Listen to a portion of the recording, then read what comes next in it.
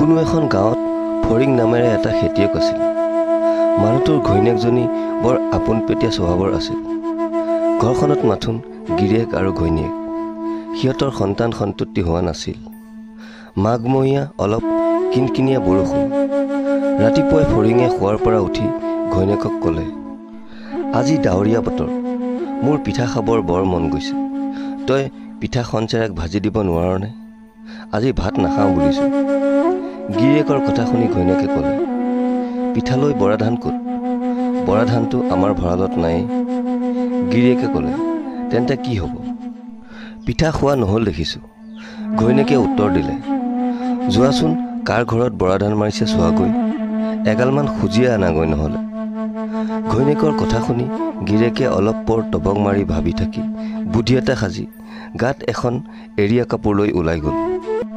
ফৰিঙে ওচৰ চুবুৰীয়া এঘৰত বৰা ধানৰ মৰণা মৰা দেখি মৰণাৰ ওচৰতে বহি তাৰ গিৰিহঁতৰ সতে ভাত খোৱা, শাক খোৱা আদি সুখ দুখৰ নানা কথা পাতিবলৈ ধৰিলে। ভালেখিনি পৰ সেইদৰে কথা পাতি তাতে বহি আছিল। মৰণাৰ ধান সৰিল। গিৰিহঁতে খেৰ জোকাৰি ধানবোৰ এফলীয়া কৰিলে। এনেতে ফৰিঙে তাৰ বৰকৈ পেট কামোৰৰ ভাও ধৰি গাত লৈ থকা এৰীয়া কাপোৰেৰে সৈতে ধানৰ ওপৰতে বাগৰ দিলে। এনেই কুকুৱা বৰা ধান, তাতে এৰীয়া কাপোৰ। ধানে কাপোৰখন তেনেই সি ধৰিলে। ধানৰ ওপৰত ভালকৈ ৩-৪ বাগৰ দি ফৰিং উঠি কেকাই কেকাই লাহেকৈ ঘৰলৈ উভতি আহিল। ঘৰ পাই ফৰিঙে এৰীয়া কাপোৰখন জোকাৰি এদোণমান ধান পালে। ঘৈণীয়েকে বৰা ধান দোণ দেখি বৰ ৰং পাই সিজাই ৰ'দত শুকাই উবাই চাউল উলিয়াই পিঠাগুৰি খুন্দিলে। গধূলি ঘৈণীয়েকে ভাত ৰান্ধি ফৰিঙক খুৱাই অতাই পিঠাৰ খোলা পাতি পিঠা ভাজিবলৈ ধৰিলে। ভাত খাই ফৰিঙৰ টোপনি আহিলত ফৰিং শুই পৰিল। ঘৈণীয়েকে পিঠা ভাজি ডলা এখনত থৈ অতাই অন্তত সৰহখিনি পিঠা নিজে খাই মাথোন খঞ্চেৰেক পিঠা এটি বাতিত ভৰাই থৈ দিলে। ঘৈণীয়েকে শুবৰ সময়ত গিৰিয়েকক জগাই ক'লে, পিঠা ভজা হ'ল, কিন্তু তোমাৰ সৈতে এটা কথা বান্ধো। কাইলৈ ৰাতিপুৱা আমাৰ দুয়োৰে ভিতৰত যে শোৱাপাতিৰ পৰা আগেয়ে উঠিব, সেয়ে ৩ ভাগৰ এভাগ পিঠা খাব, আৰু যি পিছত উঠিব সি 2 ভাগ খাবলৈ পাব। ফৰিং ঘৈণীয়েকৰ কথাত মান্তি হৈ শুই থাকিল। পিছদিনা পুৱা শোৱাপাতিৰ পৰা এটাও নুঠা হ'ল। ৰ'দ ওলাই পকিব লগা হ'ল, তথাপি দুয়োৰে কোনো নুঠে। দুয়ো টোপনিৰ ভাও জুৰি নাক ঘূৰঘূৰাই শুই আছে। শেষত ফৰিঙে দেখিলে যে এইদৰে সি হালকোৰ বনবাৰী পেলাই থৈ কিমান শুই থাকিব। ইয়াকে ভাবি সি উঠি আহিল। গিৰিয়েকক উঠি অহা দেখি ঘৈণীয়েকে মাত লগালে, তুমি মোতকৈ আগেয়ে উঠিলা, এতেকে তোমাৰ এভাগ, মোৰ 2 ভাগ। গিৰিয়েকে উত্তৰ দিলে, বাৰু তয়ে খাবি 2 ভাগ। ফৰিঙে পিঠা খাবলৈ গৈ দেখিলে যে পিঠা খঞ্চেৰেকহে মাথোন আছে। সি ঘৈণীয়েকক সুধিলে, আৰু পিঠা ক'ত? ঘৈণীয়েকে উত্তৰ দিলে, আৰু পিঠা ক'ৰ পৰা ওলাব, যি হৈছিল এইবোৰ এই বাতিতে আছে। তুমি তাৰে এভাগ খাই 2 ভাগ মোলৈ থৈ দিবা। গিৰিয়েকে পেটে পেটে ভাবিলে যে এইটো বৰ আচৰিত কথা। এদোণ ধানৰ মুঠেই এইকেইখন পিঠাহে হ'লনে? বেৰত আঁৰি থোৱা ডলাখনলৈ এনেতে হঠাৎ তাৰ চকু গ'লত সি দেখিলে যে তাত পিঠাৰ সাজ বান্ধি আছে। সি সেই সাজবোৰ লেখি 3 কুৰি পালে। কিন্তু ঘৈণীয়েকক সি একোকে নকৈ ওলাই আহি বাহিৰত বহিছিল। এনেতে ঘৈণীয়েকে বটাটো উলিয়াই আনি তাক তামোল চালি কাটি দিওঁতেই সি তামোল এখন হাতত লৈ ফকৰা মাতিলে, নঙলাতে মঙল, এছাৰিতে দেও, 3 কুৰি পিঠা খালে নেজানিলে কেও। গিৰিয়েকৰ ফকৰাটো ঘৈণীয়েকে বুজিব পাৰি লাজত আগৰ পৰা উঠি আহি কাষত কলহ লৈ পানী আনিবলৈ নৈ ঘাট পালেগৈ। ঘাটত কেইবাজনীও চিনাকি তিৰোতা মানুহ দেখি তাই সিহঁতক সেই কথাটো ভাঙি ক'লে যে গিৰিয়েক খৰবজান। তিৰোতা মানুহৰ কথা ইজনী সিজনীৰ কাণত পৰি বহল হৈ গ'ল, আৰু সকলো গঞা মানুহে ফৰিঙক খৰবজান বুলিয়ে জানিলে। ইতিমধ্যে এটা মানুহৰ কলা গৰু এজনী হেৰাইছিল।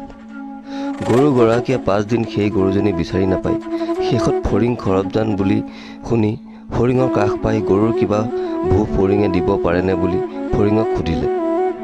দৈব্যক্ৰমে সেইদিনা পুৱা ফৰিঙে তাৰ বাৰীৰ পিছফালে উলুৱনিৰ মাজত সেই কলি গাইজনী চৰি থকা দেখি আহিছিল। সেই দেখি ফৰিঙে তাক ক'লে, বাৰীৰ পিছফালে এই পিনেই বিচাৰি গ'লে তুমি তোমাৰ গৰুজনী পাবা। মানুহটোৱে ফৰিঙৰ কথামতে গৈ থিতাতে গৰুজনী পাই আনিলে। ইয়াৰ পিছত ফৰিং যে বৰ প্ৰমাণিক সৰবজান সেই কথা চাৰিওফালে দহদহীয়া হৈ পৰিল। এই কথা গৈ ৰজাৰ কাণত পৰিলগৈ।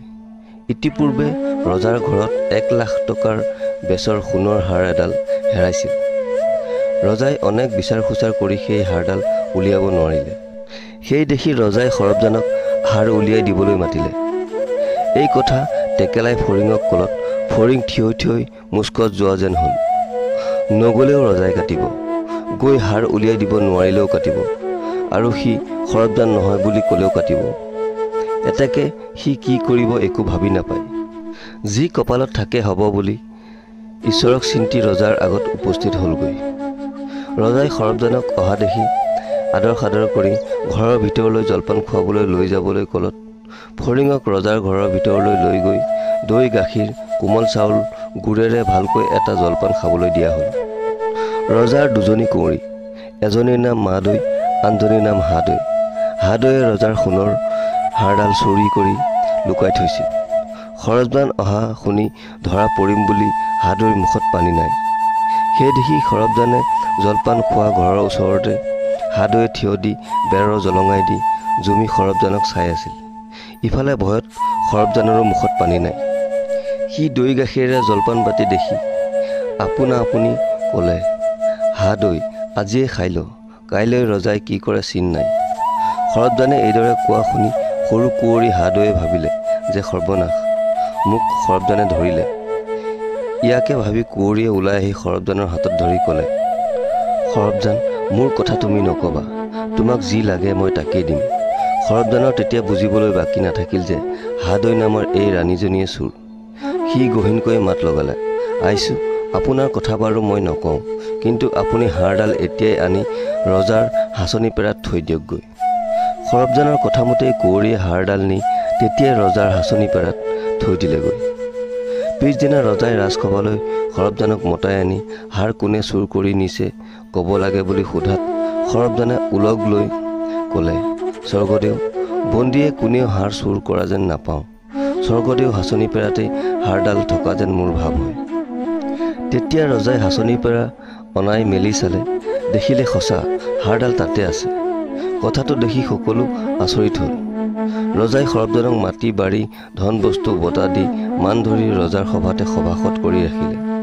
এদিন ৰজাই হাতৰ মুঠিতে ফৰিং এটা সুমুৱাই মুঠি মাৰি ধৰি সৰবজানক, হাতৰ মুঠিত কি আছে কোৱা বুলি সুধিলত সৰবজানে তাৰ তালু ফুটি জীৱ গ'ল যেন পাই বেজাৰতে ক'লে, 1 কলো লেখি 1 কলো দেখি, হাদৈ বোলোতে ওলাল হাৰডাল, এতিয়া পৰিল ফৰিঙৰ মৰণকাল। ৰজাই সৰবজানৰ নামটো জনা নাছিল।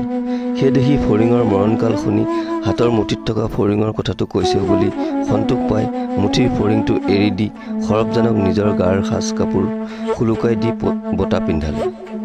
এদিন ৰজাই হাতৰ মুঠিত শেলুক এটা লৈ সৰবজানক, মোৰ হাতত মুঠিত কি আছে বুলি সুধিলত সৰবজান থতমত খাই ক'লে, স্বৰ্গদেউ, বাৰেপতি শুলকো। ৰজাই শুনিলে, বুঢ়েপতি শেলুক।